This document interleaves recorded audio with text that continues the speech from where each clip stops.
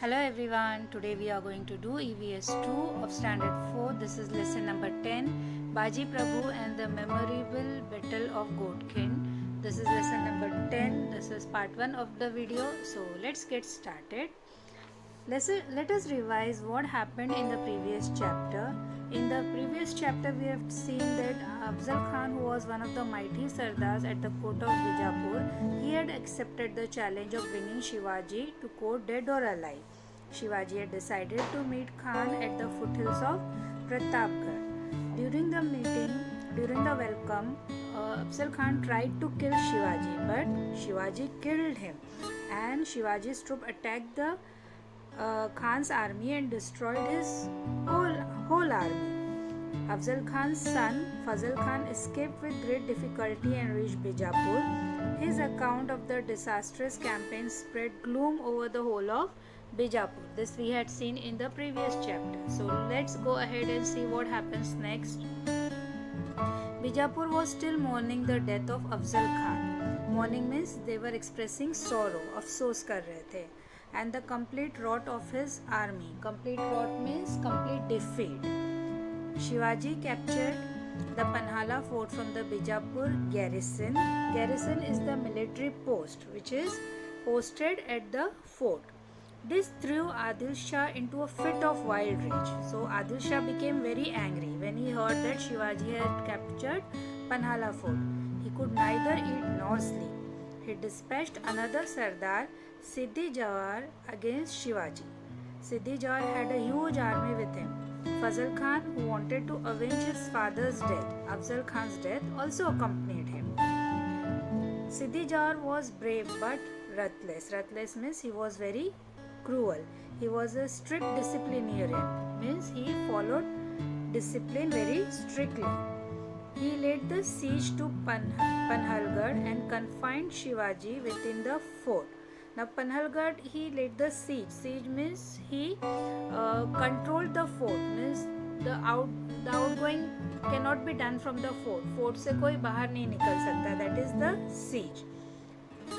The rainy season was approaching and Shivaji thought that once the rains came, Siddhi Jawar would lift the siege. But Siddhi Jawar did nothing of the kind. On the contrary, with the arrival of the monsoon, he further tightened the siege. Supplies in the forts were running out. Now the fort was on siege, मतलब पूरा block था. So no one can go out. If no one can go out, how are they going to eat? How are they going to bring the food? So supplies were running out, and Shivaji was in a fix. Since he could not force Siddhi Jawar to lift the siege by an open battle. Why he cannot force Siddhi Jawar by an open battle? Because he had a very big army. So what Shivaji decided? He decided to deceive or mislead Siddhi Jawar by a clever ruse. Ruse means trick. He sent a message to Siddhi Jawar to the effect that he would shortly surrender the fort. Siddhi was happy. Siddhi's troops were already tired of the long siege. They relaxed the watch, means जो वो लोग ने पहरा दिया हुआ था, they relaxed it and indulged in food, drink and music. A plan was hit upon to escape from the siege. 2 palanquins were kept ready. One was meant for Shivaji, in which he would proceed using a difficult route. The other would be accompanied by another person disguised as Shivaji. So what plan was hit upon?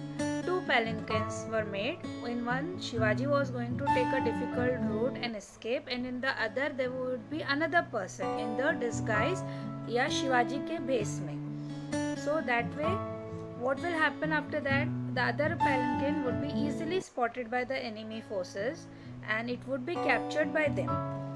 While the enemy celebrated the capture of Shivaji, the real Shivaji would escape by the difficult route. This was the plan.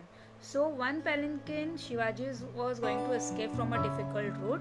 In the other one, the disguised Shivaji, जो शिवाजी के भेष में रहेगा, he would be captured by the enemy. The enemy will celebrate that they have captured Shivaji and the real Shivaji would escape. This was the plan. But who would thus impersonate Shivaji?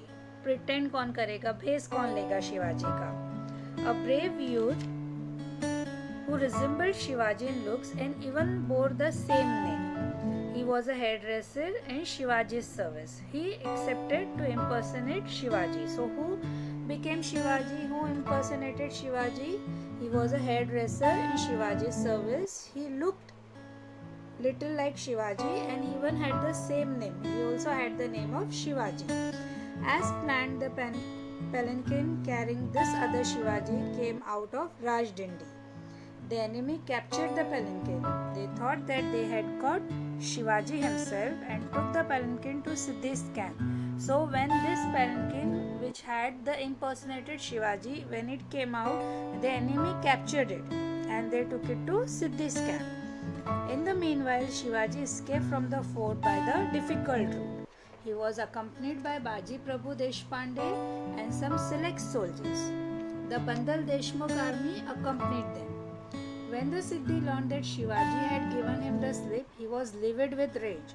So when Shivaji came to know that he was given a slip because he caught the impersonation of the other Shivaji. When he saw कि ये तो शिवाजी नहीं है, he is just impostor, the furious Siddhi killed him then and there. Thus Shivaji sacrificed his own life in the cause of Swaraj and Shivaji. Thus he became immortal. So the hairdresser, whose name was also Shivaji, he was caught. उसका base पकड़े गया and Siddhijar killed him there and there, and he became immortal in the cause of Shivaji and Swaraj. But because of this, Siddhi became very angry. He was livid with rage. Immediately he dispatched his Sardar Siddhi Masood, accompanied by big army, in hot pursuit of Shivaji. At daybreak, the pursuing horsemen caught up with Shivaji at the Pandarpani stream. So where did they caught up Shivaji? At the Pandarpani stream. Shivaji was now in real trouble. Shivaji saw that it was impossible to reach Vishalgarh before the enemy overtook them. He said to Baji Prabhu, Baji, this is a very critical situation. The road ahead is steep and the enemy is right on our heels. It is now impossible to reach Vishalgarh. So let us turn back and face the enemy. So Shivaji told Baji Prabhu that we'll turn back and face the enemy. Baji Prabhu understood the life of Shivaji and therefore Swaraj was in danger. He said, Maharaj, you must proceed to Vishalgarh. Take a handful of soldiers with you. I shall defend this pass and will not let the enemy cross it. I shall lay down my life in defense of this pass, if need be. If I die, there will be many other Bajis to take my place, but no one can replace you. Our Swaraj needs you. The enemy will attack in large numbers. We cannot hold out against them with our limited force. Please do not wait. Go ahead. We shall stop the enemy at the entrance to the pass. We shall not let him advance till we know that you have reached Vishalgarh safely. So Baji Prabhu said that he will fight and he will stop the enemy, but Shivaji should go to Vishalgarh because Swaraj needed Shivaji. Baji Prabhu's brave words with his sense of loyalty brought tears to Shivaji's eye. He fondly embraced Baji and said, we shall move ahead towards Vishalgarh. As soon as we gain the fort, guns will be fired. That will be the signal of our safe arrival. As soon as you hear the gunfire, abandon the pass and follow us to the fort. So what did Shivaji said? That when he will reach Vishalgarh, guns will be fired and they should leave the pass and follow and go to Vishalgarh. So Shivaji left for Vishalgarh, leaving Baji Prabhu to defend the pass. Baji Prabhu took a sword in his hand and stood at the entrance of the pass.